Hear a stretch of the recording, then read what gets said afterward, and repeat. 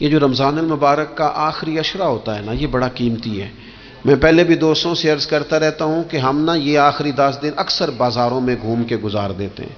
بخاری مسلم میں حدیث ہے، سیدہ عائشہ صدیقہ رضی اللہ تعالیٰ عنہ فرماتی ہیں آخری 10 دن جو رمضان کے ہوتے تھے حضور خود بھی بیدار ہوتے تھے، ہمیں بھی بیدار کرتے تھے۔ رسول پاک صلی اللہ تعالیٰ علیہ وآلہ وسلم نے پتہ ہے روزے دار کی فضیلت کیا بیان فرمائی؟ اللہ کے محبوب صلی اللہ تعالیٰ علیہ وسلم فرماتے ہیں کہ رب فرماتا ہے ابن آدم کا ہر عمل اس کے لیے ہے، روزہ میرے لیے، اور فرمایا میں خود جزا دوں گا روزے کی، میں خود جزا دوں گا روزے کی۔ اور حضور فرماتے ہیں روزہ ڈھال ہے، جو شخص روزہ دار ہو وہ بےہودگی سے، فحش گوئی سے اجتناب کرے۔ اور اللہ کے محبوب صلی اللہ تعالیٰ علیہ وسلم فرماتے ہیں اگر کوئی شخص اسے گالی دے، اگر کوئی شخص اس سے جھگڑا کرنا چاہے تو پتہ کیا جواب دے؟ اسے کہے بھئی میں روزے دار ہوں، میرے منصب کا تقاضا نہیں کہ میں تیرے ساتھ الجھوں۔ اور رسول پاک صلی اللہ علیہ وسلم فرمانے لگے اوہو اتنی بڑی بات۔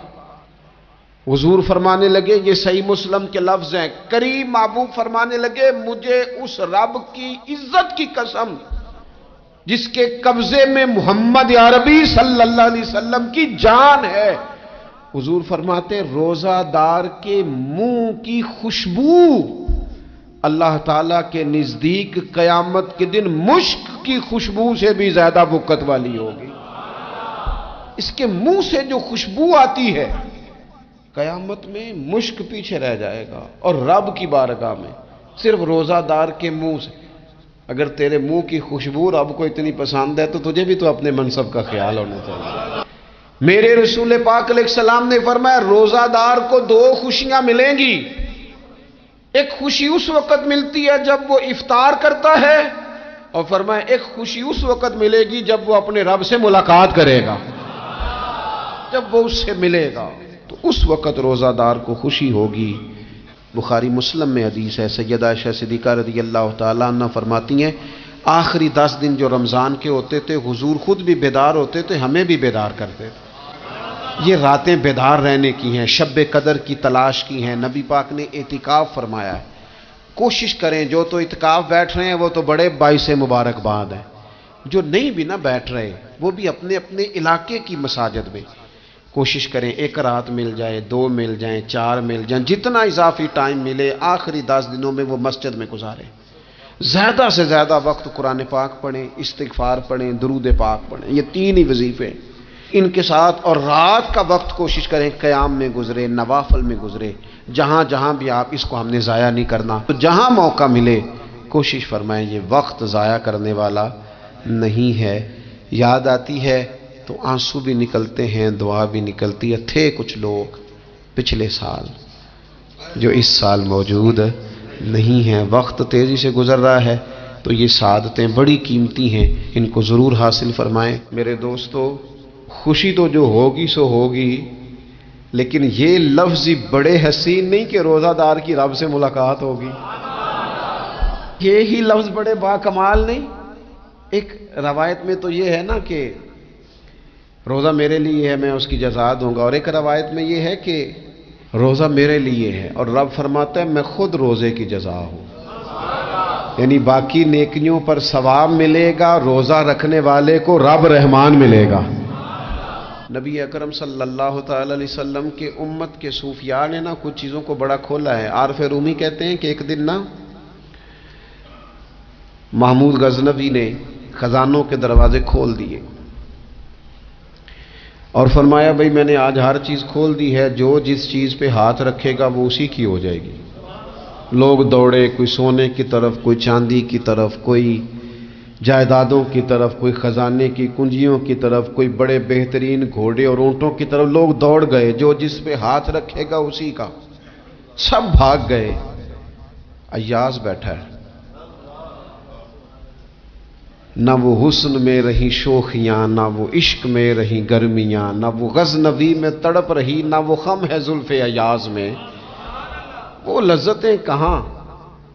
ایاز چپ کر کے بیٹھا ہے۔ پھر محمود نے ایاز کی طرف مخاطب کر کے کہا ایاز اٹھنا نہیں، آج لوٹ سیل لگ گئی ہے، جو جس چیز پہ ہاتھ رکھے گا اسی کی۔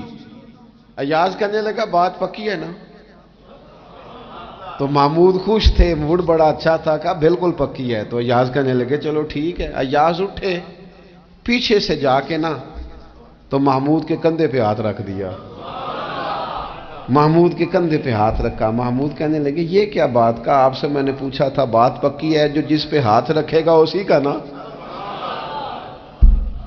تو تھوڑی دیر پہلے مسکراتے چہروں میں آنسو آ گئے، ایاز بھی روئے تو محمود بھی روئے۔ کہا بادشاہ پکا رہنا، وہ جن کو خزانے چاہیے تھے وہ دوڑ گئے، مجھے تو چاہیے۔ لنگ کئی مہینے تے برس گئے تے تیری دید نو دیدے ترس گئے، تیری تو ملے گا۔ تو پھر کہا محمود نے، اس نے کہا میں وعدہ کر چکا تھا، بس ٹھیک ہے، باقیوں کے خزانے اور میں تیرا طے ہو گئی۔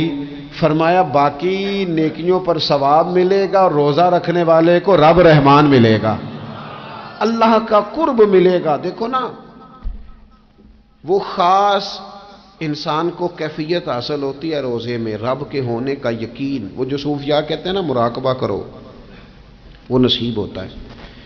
یعنی کسی کو کیا پتہ ہے اس کا روزہ ہے کہ نہیں، اکیلا ہے نا گھر میں، فریزر بھرا ہوا ہے، نہیں نہ کھاتا، کیوں؟ اسے پتہ ہے میرا رب میرے ساتھ ہے، میرا رب مجھے دیکھ رہا ہے۔ بس یہ تصور توحید پکا ہو جاتا ہے رمضان۔ تو پھر اللہ تبارک و تعالیٰ کی بھی خاص رحمت اور کوئی خاص ہی اعزاز۔ حضور فرماتے ہیں جنت کے کئی دروازے ہیں، ایک باب الریان ہے، اس سے صرف روزہ دار گزریں گے۔ آواز ہوگا روزے والے آ جاؤ، وہ آ جائیں گے، فرمایا اس خاص دروازے سے گزرو، جب گزر جائیں گے تو فرمایا بند کر دو بھئی، اور کوئی نہیں گزرے گا یہاں سے، دروازہ ہی مخصوص ہے، ان کا اعزاز ہی ذرا زیادہ ہے۔ تو میرے عزیز رمضان شریف کے اندر وہ منصب کا بس خیال رکھیں کہ میں روزہ دار ہوں، اس احتیاط کے ساتھ۔ اور دوسری جو رمضان کی چند عبادات ہیں نا، سب سے پہلی تو میں عرض کروں گا تراویح کے حوالے سے۔ یہ بات یاد رکھ لیں کہ نبی پاک علیہ الصلوۃ والسلام نے فرمایا جس نے ایمان اور احتساب کی نیت کے ساتھ رمضان میں قیام کیا، اللہ اس کے پچھلے سارے گناہوں کو معاف فرما دے گا۔ اور ایک مقام پر نبی پاک صلی اللہ تعالی علیہ وسلم نے بیان کیا، یہ مشکات میں موجود ہے، حضور فرماتے ہیں رمضان اور قرآن دونوں قیامت کے دن بندے کی شفاعت کریں گے۔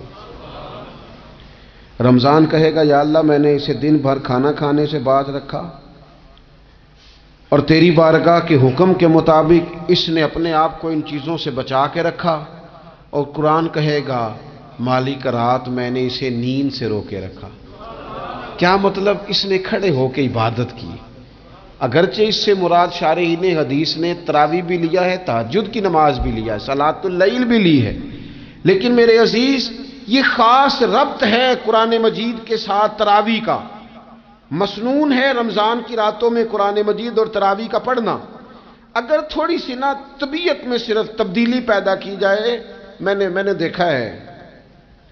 دیکھا ہے کہ جو لوگ کہتے ہیں نا میرا وقت بڑا قیمتی ہے، بڑی ساری جگہوں پہ آپ کو بیٹھنا پڑتا ہے، بیٹھیں آپ 2 گھنٹے بیٹھیں، 3 گھنٹے بیٹھیں۔ میں نے دیکھا ہے لوگ جاتے ہیں کسی دفتر میں تو رات کو ہی چلے جاتے ہیں اس علاقے میں، کھڑے ہیں، پاسپورٹ کے دفتر کھڑے ہیں، شناختی کارڈ کے دفتر کھڑے ہیں، امیگریشن کی لائنوں میں کھڑے ہیں۔ کچھ ذہن تو بنائیں کہ میں نے رات کھڑے رہنا ہے اور اپنے رب کی عبادت کرنی ہے۔ تراویح کو ذرا ذوق سے آپ اگر تھوڑا ارادہ کر لیں گے نا، یعنی کوئی ایسا مشکل کام نہیں۔ میری تو رائے یہ ہے کہ پہلے 3-4 دن ذرا جم کے ذہن بنائیں اور تھوڑا سا نا روٹین کو بدلنے کی کوشش نہ کریں۔ جس امام صاحب کے پیچھے تراویح شروع کریں، کوشش کریں ساری وہیں پڑھیں۔ روٹین بدلنے سے بھی سستی آتی ہے، ایک دن یہاں گئے، 2 دن وہاں گئے، تو یہ روٹین بدلنے سے بھی بعض اوقات سستی آتی ہے۔ کوشش کریں ایک جگہ پہ قرآن شریف سننا شروع کریں اور پھر پورا قرآن مجید وہیں پہ سنیں اور تھوڑا ذہن بنائیں۔ میں نے دیکھا ہے ہمارے استاد صاحب اس طرح کیا کرتے تھے کہ بہت تھوڑا کھانا افطاری کے وقت، تھوڑا، اور ان سے کہا جاتا آپ بزرگ آدمی ہیں، اتنا کم کھانا کیسے نظام چلے گا؟ تو فرماتے تھے میں 1 چپاتی اور آدھی چپاتی کھا لوں گا لیکن تراویح کے بعد، اب اگر زیادہ کھانا کھاؤں گا تو طبیعت میں سستی آئے گی، میرے لیے کھڑا ہونا مشکل ہو جائے، سادہ سا کھانے کے ساتھ افطاری کی جائے گی۔ اور تراویح کے لیے اپنے آپ کو ذہنی کہاں ٹائم ملتا ہے سارا سال قرآن پڑھنے سننے کا، یہ تو اللہ نے موقع عطا فرمایا ہے۔ تو تھوڑا سا اگر دلچسپی پیدا کی جائے، بڑا بڑا سونا قرآن مجید پڑھا جاتا ہے مساجد میں، بچے بڑی بڑی خوبصورتی سے، تو اللہ کا شکر ہے جگہ جگہ پہ۔ اور مساجد کے علاوہ بھی میں نے دیکھا ہے، ہم سے لوگ مطالبہ کرتے ہیں کہ ہماری فیکٹری میں رات کو بھی کام ہوتا ہے، اتنے سارے ورکر ہیں تو بچہ کوئی مل جائے قرآن شریف سنائے، فلانی جگہ بھی اتنے لوگ ہیں تو اگر موقع مل جائے، تو اگر تھوڑا ذہن بنایا جائے، شوق پیدا کیا جائے تو اللہ تعالیٰ فضل فرماتا ہے، انسان کو طاقت ملتی ہے کھڑے رہنے کی۔ ایک تو تراویح، روزہ، تراویح، اور تیسری بات ہے سحر اور افطار۔ یہ جو سحری اور افطار، یہودی جو تھے نا وہ سحری نہیں کرتے تھے، سحری کا نام و نشان نہیں تھا، روزہ رکھتے سحری نہیں کرتے۔ تو نبی پاک صلی اللہ تعالی علیہ وسلم نے فرمایا ہمارے اور یہودیوں کے درمیان فرق ہی سحری کا ہے، اور نبی پاک صلی اللہ تعالی علیہ وآلہ وسلم نے فرمایا سحری کھایا کرو، سحری کھانے میں برکت ہے۔ اور اگلی بات سننی ہے آپ نے تو خوش ہو جانا ہے، سحری کو معمولی نہ سمجھے، سحری کرنا عبادت ہے۔ ہاں آپ مت سمجھیں کہ میں روٹی کھا رہا ہوں، یہ تو میرے سامنے دہی رکھا ہوا ہے، یہ تو سالن رکھا ہوا ہے، یہ تو اچار رکھا ہے، تو چپاتیاں رکھی ہیں۔ سحری کھانا عبادت ہے۔ آپ صبح اٹھے، آپ کی تو روٹین ہی اور تھی، تو 7 بجے کھاتے تھے، 9 بجے کھاتے تھے۔ یہ جو آپ صبح کھا رہے ہیں اٹھ کے سحری میں، اپنی مرضی سے تھوڑی کھا رہے ہیں، یہ تو کسی کے کہنے سے کھا رہے ہیں، یہ تو کسی کے بٹھائے بیٹھے ہیں۔ یہ جو سحری کا لنگر ہے یہ رب رسول کی رحمت کے ساتھ عطا ہوتا ہے، یہ کرم ہے، یہ اللہ رسول کے بٹھائے بیٹھے۔ کیا میرے رسول پاک صلی اللہ تعالی علیہ وآلہ وسلم نے بات کھولی ہے، ترغیب و ترہیب میں حدیث ہے، اللہ کرے یہ کبھی چسکا لگ جائے، یہ والا مزہ آ جائے، تو پھر تو گھر میں دسترخوان نہیں بچھا ہوا ہوگا، پھر تو رنگ ہی کوئی اور ہوگا۔ حضور فرماتے اللہ تعالی اور اس کے فرشتے سحری کھانے والوں پر رحمتوں کا نزول فرماتے ہیں۔ کھائی روٹی جا رہی ہے، پکا ہوا کھانا ہے، لیکن حضور فرماتے ہیں رب بھی رحمتیں فرما رہا ہے، اور اللہ کے حکم سے فرشتے بھی رحمتوں کا نزول کر رہے ہیں۔ ایک رمضان المبارک وہ عزت اور عظمت والا مہینہ ہے جس کا تعارف کسی عام آدمی نے نہیں، رب کریم کے قرآن نے بیان فرمایا ہے اور میرے مصطفیٰ کریم کی زبان اطہر نے بیان فرمایا ہے۔ لیکن آنے سے پہلے بخاری مسلم میں حدیث ہے، حضرت سلمان فارسی رضی اللہ تعالیٰ عنہ کہتے ہیں رمضان شروع ہونے سے پہلے نبی پاک نے ہمیں مسجد میں بلایا اور خطبہ ارشاد فرمایا باقاعدہ، اور ارشاد فرمایا لوگو تم پر ایک مہینہ آنے والا ہے جس میں اللہ اپنے بندوں پر خاص قسم کی رحمتوں کا نزول فرماتا ہے۔ خود رسول پاک نے ہمیں کس قدر زیادہ اس مہینے کا اکرام کرنا ہے اور کس قدر زیادہ اس کو اہمیت دینی ہے، اور کس قدر زیادہ ہمارے لیے وہ باعث عظمت ہے کہ جس مہینے کے فضائل خود رسول پاک علیہ السلام نے بیان فرمائے۔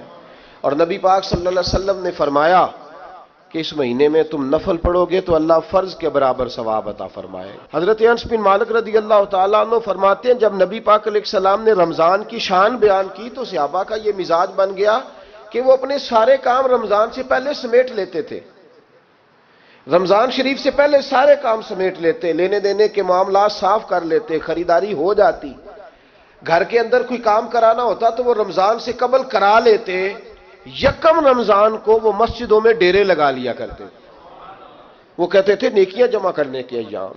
سب سے مصروف ترین زندگی ہمارے نبی پاک صلی اللہ علیہ وسلم کی زندگی ہے۔ 23 سالوں میں نبی پاک علیہ السلام نے 2300 سالوں سے بھی زیادہ کام کیا، بڑا مصروف وقت تھا حضور کا، بڑا مصروف۔ ہمارے آنا میں ایک جگہ پہ حاضر تھا تو ایک بزرگ تقریر فرما رہے تھے، وہ کہہ رہے تھے اب خانقاہوں میں جو اللہ اللہ ہو رہی ہے وہ چھوڑ کے باہر نکلو، اب میدان میں نکلنے کا دور ہے۔ تقریر ختم ہوئی تو میں نے کہا حضرت ناراض نہ ہوئیے گا، ویسے کون سی خانقاہ میں اللہ اللہ ہو رہی ہے جہاں سے آپ باہر نکالنا، تو دور ہی گزر گیا اللہ اللہ کرنے کا۔ پاس مسئلہ پوچھنے کے لیے کچھ لوگ آ گئے تو 4-5 سال کا بچہ بھی تھا جس کے والد نے غصے میں اپنی بیوی کو 3 طلاقیں دی تھی، تو چھوٹا سا بچہ، کپڑے بھی پھٹے پرانے، اور حالت بتا رہی تھی کہ غریبی ہے. تو جب میں نے مسئلہ بتایا کہ 3 طلاقیں ہو گئی ہیں تو واپس جانے لگے. تو بچہ مجھ سے کہتا ہے دیہاتی آدمی تو کہنے لگا مولوی صاحب میری اماں تے نانی کہنی اسن پوچھ کے آئی آپ کہ ہن اسی علیحدہ ہی رہنا ہے. تو اس بچے کی نونہال کی وہ کیفیت دیکھی تو میں رو پڑا. میں نے کہا یار یہ بچہ بیچارہ ماں باپ کے ہوتے ہوئے یہ یتیموں جیسی زندگی گزارے گا کیونکہ باپ نے طلاق دے دی. کس طرح مسائل نہیں بتائے لوگوں کو, تعلیم سے آگاہی نہیں کیا. اور اس میں بہت بڑا ظلم ہے ان لوگوں کا بھی جو جنازے پہ کھڑے ہو کے تو کہہ دیتے ہیں میری طرح کے لوگ اچھے علماء کی بات نہیں کرتا. وہ کہہ دیتے ہیں دیکھو جن لوگوں کو جنازہ نہیں آتا. بھئی آپ نے کس دن عشاء کے بعد کلاس لگائی تھی جنازہ سکھانے کی؟ یہ تو آپ نے کہہ دیا لوگوں کو قرآن جی ٹھیک نہیں آتا.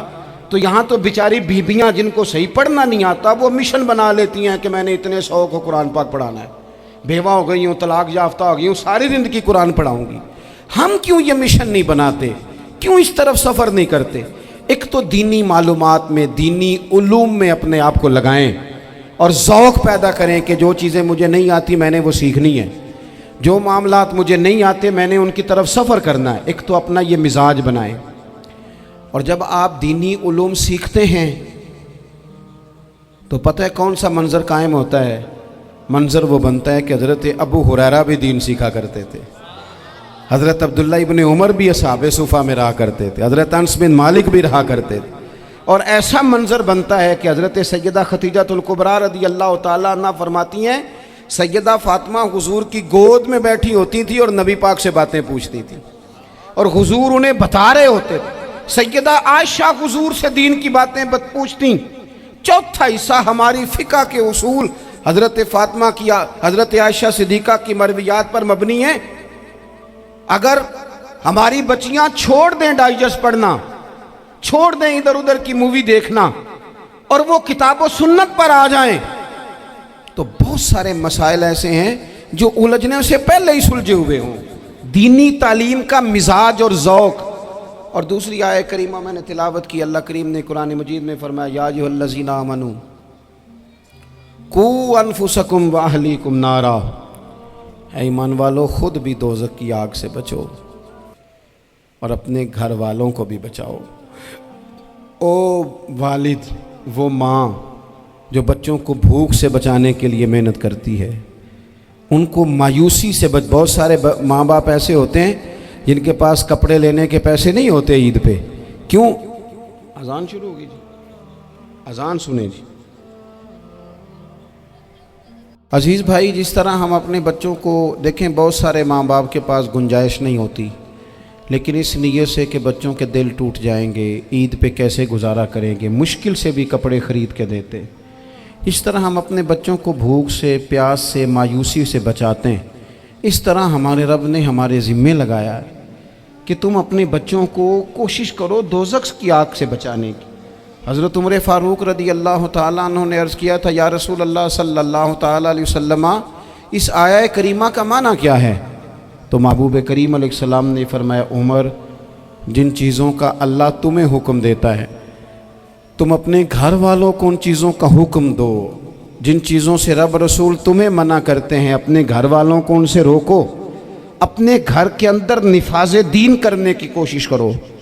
میرے بھائی, بہت زیادہ آزمائش ہے ہمارے گھروں میں, بے چینیاں ہیں, اضطراب ہے, بچوں میں سختی ہے, بہن بھائی ایک دوسرے کے ساتھ لڑتے ہیں, مزاجوں میں تلخی آ گئی. کیوں بھلا؟ اس لیے کہ ماں باپ کو جو بہترین کردار اور جو حسین طریقہ گھر میں اپنانا چاہیے تھا, بچے تقریر باہر سے سنتے ہیں لیکن وہ فالو اپنے ماں باپ کو کرتے ہیں. اگر ماں باپ میں حوصلہ ہو, صبر ہو, اطمینان ہو, خودداری ہو, تھوڑے پر گزارا کرنے کا مزاج ہو. دیکھیں نا, آج ڈپریشن ہے, ٹینشن ہے, پینکس اٹیکس ہیں, بڑی ساری چیزیں آ گئی ہیں. کیوں بھلا؟ صبر نہیں, تحمل نہیں, بردباری نہیں. آزمائے. ایک دن ایک بچہ میرے پاس آ گیا مدرسے کا اور آ کے وہ رونے لگا. میرے گھر والے کہنے لگے کھانا چھوڑ دیں, پہلے اس کی بات سن لے. میں نے کہا پتر کیا ہوا, کسی نے مارا ہے کسی استاد نے؟ کہنے لگے نہیں حضرت, گھر فون کیا تھا تو میری اماں اور ابا کی لڑائی ہو رہی ہے. بچہ کانپ رہا ہے, ٹانگیں کانپ رہی ہیں. میں نے کہا کیا ہو کیا گیا تمہیں پتر، لڑائی ہو رہی ہے تو گھروں میں ہو ہی جاتی ہے. کہنے لگے نہیں آپ کو پتہ نہیں وہ بڑا سخت لڑتے ہیں. میرے والد جب میری والدہ کو مارنے کے لیے آگے بڑھتے ہیں تو ہم سارے چارپائیوں کے نیچے چھپ جاتے ہیں. ہمیں خوف آتا ہے، وہ منظر خطرناک ہوتا ہے. یہ کون تکلیف دے رہا ہے اپنے بچوں کو؟ یہاں بیٹھے ہمارے ہاں میلوں دور رہتے تھے اس کے گھر والے، تو وہ تکلیف میں تھا، تو گھر میں کیا کیفیت ہوگی؟ اگر حوصلہ ہو، صبر ہو، قناعت ہو، اللہ کے دیے ہوئے تھوڑے رزق پر ہمیں راضی رہنا آتا ہو، ہمارے گھروں میں سکون آئے، اطمینان آئے. ہم جو زندگی بڑی خوشی خوشی گزار سکتے ہیں، ہمارے مزاجوں کا لالچ، ہماری طبیعتوں کی بے راہ روی، ہماری جھوٹی انا کا بت ان ساری چیزوں کو ختم کر دیتا ہے. اپنی زندگی کے اندر اگر ہم وہ کردار اپنے بچوں کو دیں جس کردار میں موبائل بھی ہو، جس میں گاڑی بھی ہو، جس میں پیسے بھی لا کے ابا دراز میں رکھتا ہو، لیکن والد کا گھر میں مصلی بھی موجود ہو، اس کی کوئی تسبیح بھی ہو، وہ یہ بھی کہتا ہو کہ خدا نے اپنے فضل سے آج 5,000 دیا ہے تو اس میں 1,000 غریبوں کا بھی ہے، اس میں تھوڑا سا میں نے اللہ کی رضا کے لیے بھی رکھا ہے. اگر کوئی مشکل آ جائے تو وہ باپ اور ماں کو صبر کرتا ہوا دیکھتے ہوں. اگر ایک باپ کر بات کرے تو دوسرا برداشت کرتا ہو. خدا را اپنی اولادوں کو اس اذیت کا شکار نہ کرو. اپنے گھروں کے اندر وہ خودداری، وہ پیار، وہ وقار، وہ محبت، وہ انداز. آپ تھکے ہوئے ہیں کوئی شک نہیں، آپ بہت سارے مسائل کا باہر شکار ہوں گے کوئی شک نہیں، لیکن آپ باہر سے تھک کے آئے ہیں. اور اگر آپ باہر اپنی فیکٹری کے مالک ہیں اور دفتر کے بڑے ہیں تو گھر میں